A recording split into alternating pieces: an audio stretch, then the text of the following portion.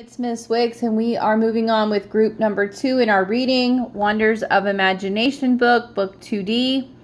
And before we start reading our story, I wanted to show you this reading log. I have added this into our new packet.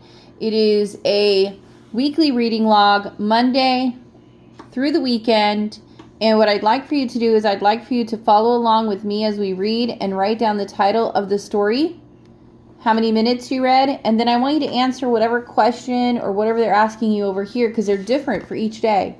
I want you to write 2 new interesting words from the passage that we're reading today, and then I want your parents to initial, okay?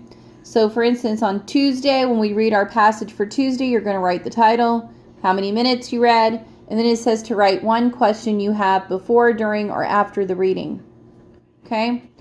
On the weekend, you can read whatever you would like. And please don't forget, we have a book report due on the 10th, which is this Friday. That form was also posted and given to you. So, we are reading The Strangest Fish. It's on page 86. Our words to watch for are snorkeling, independently, revelation, danger, camouflage, and brilliant. The strangest fish. If you were to go snorkeling, you might find a very strange fish. This fish is so unusual that it doesn't look like a fish at all. Some say it looks like a plant, but others say it looks like a horse. Have you guessed what fish it is? It is a seahorse.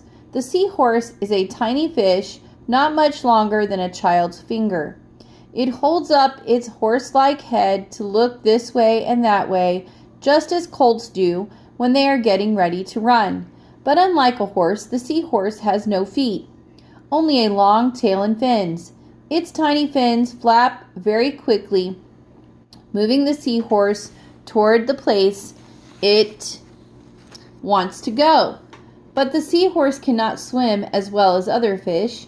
So how does it protect itself? How can it hide from danger? God created the seahorse with incredible eyesight. Each eye can move independently from one another. This means one eye can be looking forward while the other eye can be looking behind. Because of its special eyes, it can see danger coming from any direction. A hungry stingray cannot sneak up on the seahorse.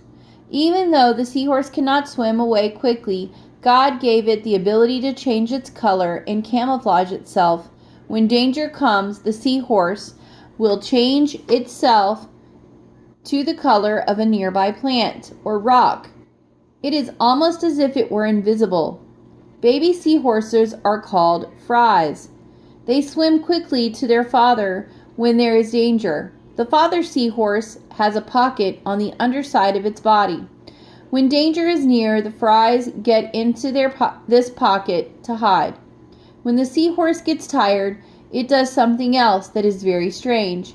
It winds its snake-like tail around the seaweed. There, tied to the seaweed, it sleeps while the water rocks it up and down. When it is rested, it unwinds itself, then off it goes with its proud little head held high. Why did God design such a strange and special creature? The Bible gives us answers in Revelation 4:11. It says, "Thou art worthy, O Lord, to receive glory and honor and power, for thou hast created all things, and for thy pleasure they are and were created." All of the little things that make the seahorse so different from other fish please the Lord. When people study the special design of the seahorse, they will remember its brilliant creator. So let's look at our think about it questions. And I want you to write these on a separate piece of paper. Number 1, what is the seahorse? Is it A, a crab, B, a fish, C, a seashell? Number 2, why is seahorse a good name for this creature? Number 3, true or false? The father seahorse protects the babies. Number 4, how does the seahorse use its tail? And at the bottom it says, have you ever wondered What is another unusual animal that God created for a specific purpose? All right, don't forget to fill out your reading log for the week. That is something new. So fill this out for today's date. All right, thank you very much.